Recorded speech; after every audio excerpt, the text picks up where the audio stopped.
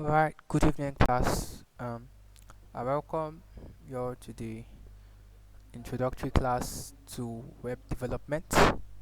So, it promises to be awesome and very lucrative journey towards front end mastery. Alright, so let us get into what we're going to start doing or what we're going to do in the class. Okay, so our agenda for this evening, we'll talk about um, a brief overview of web development. You know, what is web development and the purpose. Then we'll talk about um, the client side and the server side. So what are the difference between server side and a client side? What does it mean? What are the languages used there? So we'll talk about those ones too. Then we'll talk about web application architecture. So how is a um, how is an application, a web application structured? So in there we'll talk about the architecture. Then we'll talk about the tools and resources that we can use in web development. Alright, so let us go on with our work. Alright, so web development. Web development is the process of creating, building and maintaining websites and web applications. Now many websites that you see out there is as a result of someone coming to develop a website or to develop an application. Applications like WhatsApp, like Twitter, like X, sorry, like X, like YouTube. Those are all applications that you know that were put in a kind of thorough phase of building, creation, and maintenance to bring about them. So that is web development. So with web development, we can achieve different things. We can achieve different things. So now let us talk about the purpose of web development. So the purpose of web development, we could say in a way, is to deliver services and products. So with the web, with a web application, with a e-commerce web applications now, you can post a particular service that you are offering, or you can post a particular product that you can send out to people. That's with the e-commerce. That's what an e-commerce website can offer. It is all based on development. It was the app or the website was developed for delivering services and products to different customers around the globe. Now, another purpose of creation of web apps is for online presence. Applications like WhatsApp, like X, it makes you reach all around the world. You know, it gives you like the whole world in your palms. So it creates a kind of online presence for you, and for you to reach out to a lot of people. It's actually closes the gap between distance. You can reach wide number of people in just the corner of your room. So that is another purpose there. Then third one, facilitate communication and interaction. So um,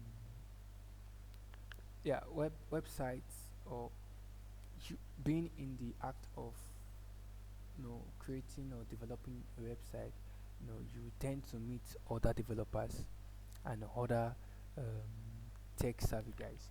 So in that mid stage, you get to communicate and interact and share different ideas. There, you share different ideas. They're fostering a kind of community already. I know in that kind of community, there's definitely a kind of reception you're going to get, because you are gaining idea, you are gaining knowledge from people. So it fosters communication and interaction between different people, or between people in different locality, environment, and national. So that is that on web development. I'm sure there are more purpose, and there's there will be a better, well, robust description of a web development online, so you can do well to check it out and just to build your knowledge on it, and to enable you to have a very broad and wide understanding of what web development is. But with this definition and purpose, you are good to go in understanding what web development is all about. Alright, so let us move on to the web application architecture. Now, web application now every web application has or every web out there, every website, every web app out there has a particular structure that it goes through. So for the first architecture, the first phase that we can talk about is the client side. Now, the client, or let's say the computer, or the the computer, or the client, or the user. So this is the part of a web application that the user can interact with and can see. Sure. So um, you as a user being able to click on something, to type a particular word, to search for a particular word on the internet, or in a particular website, you being able to do that, you are interacting with that website. So you being able to interact with that website um, pushes you in as the client. So the client side of a web application is that part that you can that the user, which is technically you and me, you can interact with and request a service. So after interactions, and we've already seen a particular service or product we are trying to get, then then we make the request, then that request is sent to the server. Now, once that request is sent to the server, what happens is that what happens is that when that request is sent to the server, what happens is that, sorry, there was a hiccup here. So when the result is sent, when the request, sorry, is sent to the server is the part, or yeah, is the behind the scene part of the web application that now handles those requests from the server. So it tries to no to reshaping, to clean the data, to check and to make sure the data that, or yeah, to make sure that the request that the user is trying to request is even available in the first place. So the server, it handles the business logic of the application. Now you could think of the client server as, you could think of it in terms of a restaurant, for instance. Now, so now in a restaurant, we have what we call, we have um we have the seats, no, we have the no the place where you definitely eat, right? So we have where you definitely eat, which is the table. Yeah, you have the table, and you have the menu. On the table there is a menu. Now, you come into the restaurant, you are the user, you are the user, or you are the person trying to eat, right? Then you have the menu. The menu is signifying, the menu there is the client, because with the menu now you can now start choosing what type of food you want to eat. Okay, maybe in the menu there's rice and stew, there's jollof rice and fish, there's fried rice and chicken, things like that. So what the um so what the so you as a user, you then get to choose, you get to interact with that menu, and you get to choose whatever you want to eat. So let's say, for instance, now you choose maybe fried rice and chicken, for instance. So you choosing that fried rice and chicken, the waiter gets your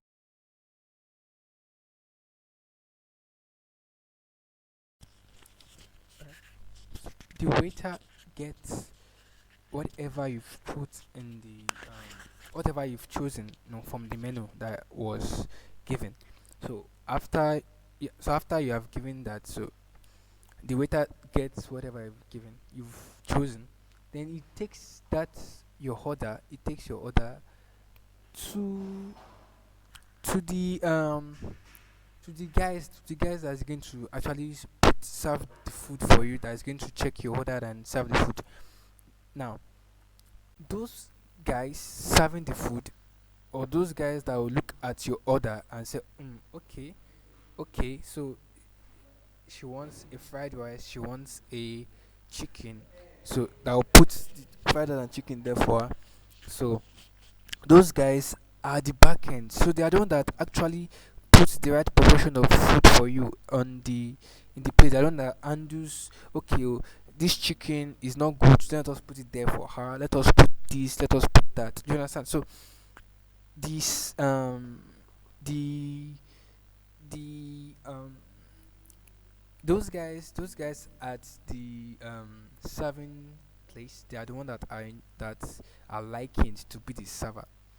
All right. So that's for the server. Now we have what we call the database. Now, for every server to work, there must be a database. There must be something.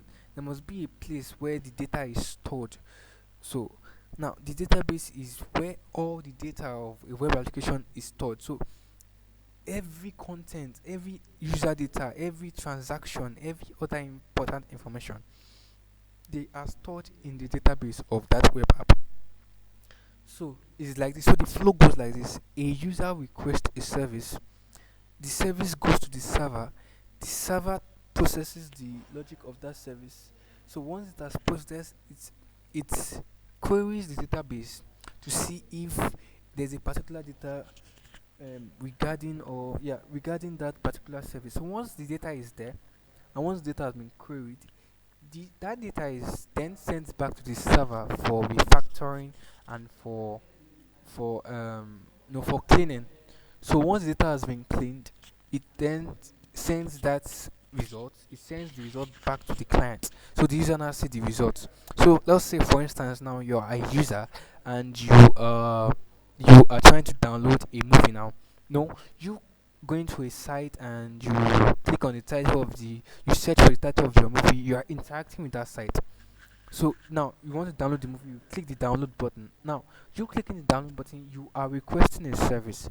So once you've requested that service, this the request goes to the server, then the server handles all the logic behind you requesting that service. Then it tries to retrieve it from the database if there is a data connected to what you requested. So if there is a data connected to what you requested, it then sends the result of that data back to the server. Then the server cleans that data and makes it fit for the client side to use. So after it has made it fit for the client side to use, it then displays or gives back to the client side that result. So that is that about the client server and the database architecture. So we'll just talk about the difference between the client side and the server side. So for the client side, we have that client side is, yeah, like I said before, it is anything that is displayed on the user's device. So on your phone, your laptop, your PC, your your MacBook. So it is anything that you is displayed on your device. So you are trying to, so is what you can interact with, what you can type. No, you searching for a particular lyrics, you trying to search for a particular design trend. Those are you interacting with the website. Then, yeah. So I also said the client side is often referred to as the front end. So most times you will hear people saying front end, front end, front end, front end. So front end is just another acronym, or is another name for the client side. So the front end is the part in charge of whatever the user sees. So another thing on the client side is, so the code we use on the client side is the HTML. We use HTML, CSS, JavaScript for client side code. So we have several frameworks and libraries that are used there, but when we get there, well, so that's for client side. The most basic or the most often ones you come across is HTML, you come across the CSS, come across the JavaScript. So for people, for users to interact with, we use this code. So another point down for the client side we have, so it's a front end developer that writes client side code. So the designing, building, the building and everything is done by the front end developer. Now the front end developer could now be broken down into um, different developers, into different tech niche. So we have the UI UX designers, we have the product designers, we have the web developers, or the designers or web developers. So everybody, every aspect of this tech stack has a different different way of, you know going across, or writing their own logic. So like now for UI UX, we it is all about designing a kind of flow, or designing a kind of, designing how the website should look like, how the web app should look like. So that's how UI UX is all about. Then um then a web developer, like what I said, so it is, you now, after you've gotten a design, you now start building and developing, writing codes based on a particular design. So that's what those sides are, what the client side is built upon. So for the server side, now the server side is, like I said, is different from the client side in the sense that, so anything that executes, so anything that executes whatever the user is trying to do, and it exchanges information, is referred to as the server side. So in most case scenario is also called the back end. No, you might not really hear server side most often. You probably hear something like back end, back end, back end. So back end, front end, they are the most commonly used language for all this architecture stuff. But back end is the same thing as server side. Backend is where the request is executed, or is where the request um, is where different logics are executed on on a particular request. So another point on the server side is, in server side, the language used in backend or server side programming is Java. Java, we have PHP, we have .NET, we have Python, we have Ruby on Rails. So all these programming languages are what are used in backend development. So if you are the type that is into backend, or you want to probably go into backend, then you definitely need to know one of these language, either Java or PHP or .NET or Python, Ruby on Rails. So those are the languages used for writing out um, backend, for creating or for developing backend sites. So after that we have the so of course, since we're writing a backend, so it's a backend developer that writes a backend logic, that writes the server side logic. So it's the backend developer that manages the data processing, the application logic, and data interactions between the client and the database for the functionality of the website or web application. So all these are the points for both sides, the client side and the server side. So moving on, we have the tools for web development. So the tools for the tools for web development are very essential. They are essential for us to actually write, to actually, begin web development. So they are divided into two, the client side and the server side. But here I wrote the front end development tools and the backend development tools. So for the front end, we have code editors. So the tools required for the front end is the code editor. So we need our VS Code. In the code editor, we have what we call the VS Code, which is stands for Visual Studio Code.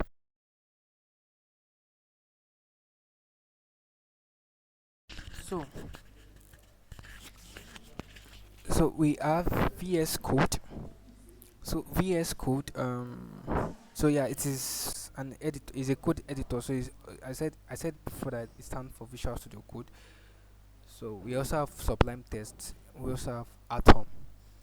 Now all these are what we use to write the code. No, I said the front end code or the client side code that we have is HTML, CSS, JavaScript. So with these code editors, we are able to write those front end codes. So we have code editors. Then we have browser developer tools. So the browser developer tools, we have our HTML, our CSS, and our JavaScript. And we also have the what we call the Chrome Dev Tools. Now, the Chrome Dev Tools is what we are going to use to debug our website, our client-side websites, to see if there are errors, or if there are errors, we can now correct those errors. Do you understand? So the Chrome Dev Tools is very very important. It's a very very important tool in our web journey. So that is that for front end too. So these are the basic tools that we'll be working with during our class. So for the code editors, we'll be using the VS Code more. Yeah, we'll be using the VS Code more. Then for our backend, for the backend development tools, we have the language and framework. So under language and framework, we have the frameworks we have out there for developing or for writing, yeah, backend language for developing backend is we have Node.js. Now, the Node.js is built on JavaScript. So the Node.js is built on JavaScript, and with the Node.js, no, I said before that if you've been following along, I said before that um, JavaScript is a client side code language. So it being JavaScript now being able to run in the backend is all because of Node.js. So Node.js is built up on JavaScript, but instead of JavaScript running on the client side, it is now JavaScript running on the back end. So that is what Node.js is for. So it is faster, and it is it runs on the back end for a computer. Then we have Django. Now Django is a Python framework. A, a Python framework that is built up on no it is built up on Python. So if you know the Python syntax, if you know the Python if you know how to write Python codes, then Django is a way forward in writing and developing websites, or developing backend for your website. Then we also have Laravel. Now Laravel is a framework for writing PHP code. Now all these frameworks I'm saying is just a kind of extensions of languages, you know, just like how we have big spoons and small spoons. Big spoons for serving food and small spoons for eating the food. You know, those frameworks also, there are different frameworks, but these frameworks are used in front end. You know, they are based on a particular language and are used to develop websites. So Node.js built on JavaScript, Django built on Python, Laravel built on PHP. So that's a framework, and that's a language. So then we have databases. So in databases we have SQL, we have MongoDB, we have PostgreSQL. So SQL stands for structured query language. So when dealing with relational data, after when trying to store data in your web app, you must know the particular structure that your data must be. Are they related data? Are they not related data? So if they are related data, then it is most definitely that you are going to opt in for the SQL, because SQL is the structured data, because SQL is a structured data, so it relates data data to one and it relates entities, sorry, to one another. So it relates this entity to this entity, like now, peradventure in a university setting now. So in a university setting and in a department in the university setting, we have the lecturers and the students.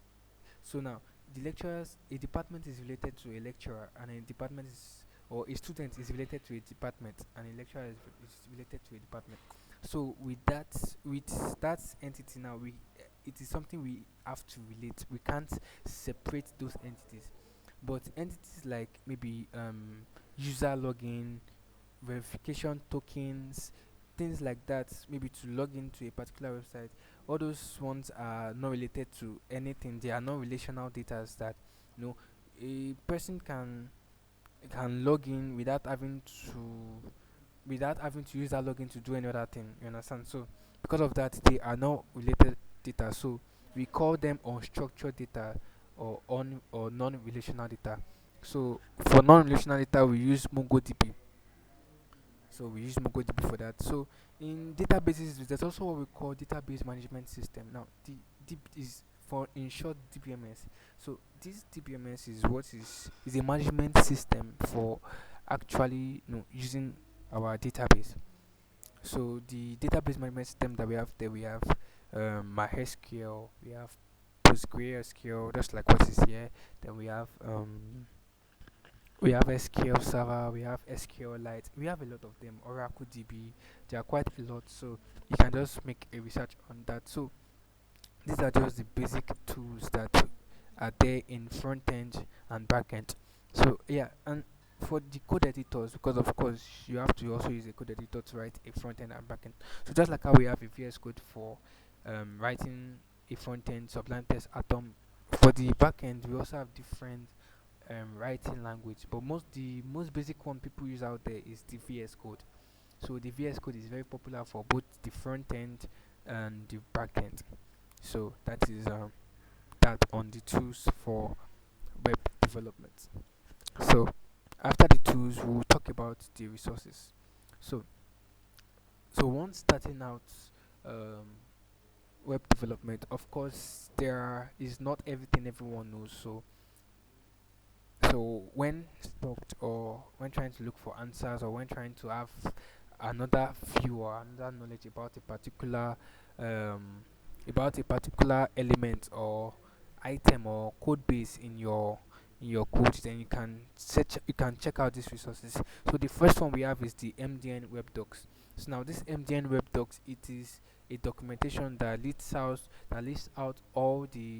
front end um all the front end things that you need, like HTML tags, CSS classes, CSS properties that are there, JavaScript acts and all. So the MDN Web Docs contains a wide documentation on those things, so you can check it out. And when you're stuck, maybe you're not trying to get you maybe don't you're not getting a particular element right, or you're not getting a particular code right, you can check the site out, and you get your answers.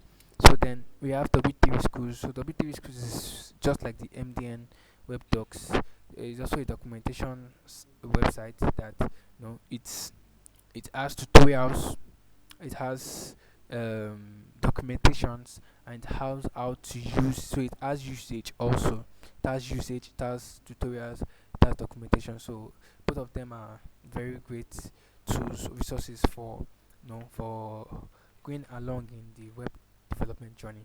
Then we have Stack Overflow. So Stack Overflow is like a very broad development community where people a very broad development community where different developers uh are present. So when stuck, you can ask questions.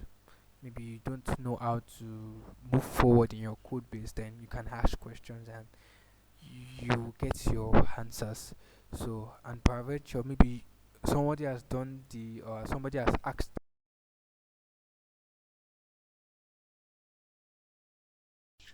Alright, so I said peradventure. So if somebody have asked a particular question that you are, or maybe somebody have faced a particular problem that you are also you are currently facing.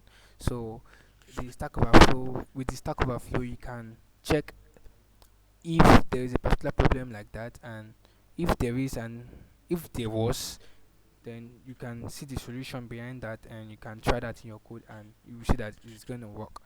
So that is the benefit of all this, of the Stack Overflow. So it's a very large community where different developers come together and share and receive knowledge from.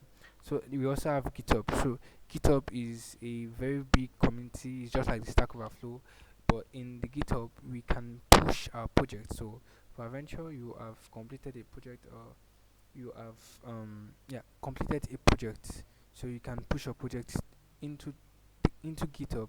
So with GitHub, you can access your project from anywhere in the world.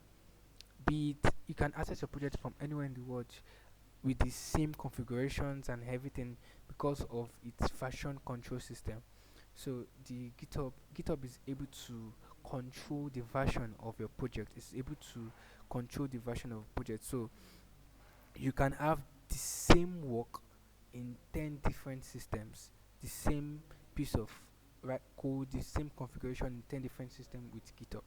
So GitHub is a very, very great resource for web development, and it's a very great tool that we'll also work with in our course of this class. Alright, so now let us look at our roadmap. So what are we going to be doing? So the first thing we'll talk about is the HTML basics. So we'll talk about HTML, the different tags that we have there, how to write better semantics, you know, with our tags, and how to use the input element, the video element, the div element, and so on and so forth. So then after that we'll talk about the CSS basics. So now the CSS basics is we'll talk about the different properties, the different basic properties that we'll come across, how to use, and how to know which one to use. So then after that we talk about the advanced CSS. So with advanced CSS, that's when we start talking about the animation, the keyframes animation, how to do a lot of crazy things with animations in CSS. So another things like flexbox, like grid. So that's where we'll talk about them in the advanced CSS class. So in the next one we'll talk about JavaScript. So now here we'll start talking about variable declaration, functions, and all like that. So we'll enter the world of JavaScript and how, you know, object-oriented programming works, and how to write functional code.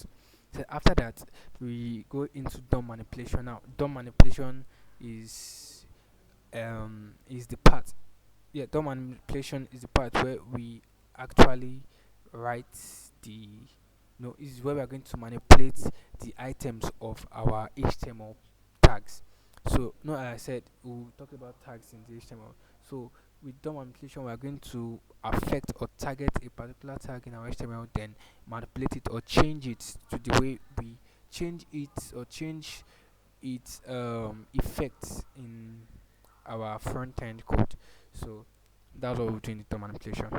And after that, we now go into advanced JavaScript. So advanced JavaScript is now we'll now start working with creating maybe a counter app, using using other libraries, using the fetch API to fetch data from other websites, or from other no from other websites, from other applications. So I believe the journey is going to be a great one. So meet you there. So thank you for, no, for the end of the introductory class. See you in the next class. Thank you.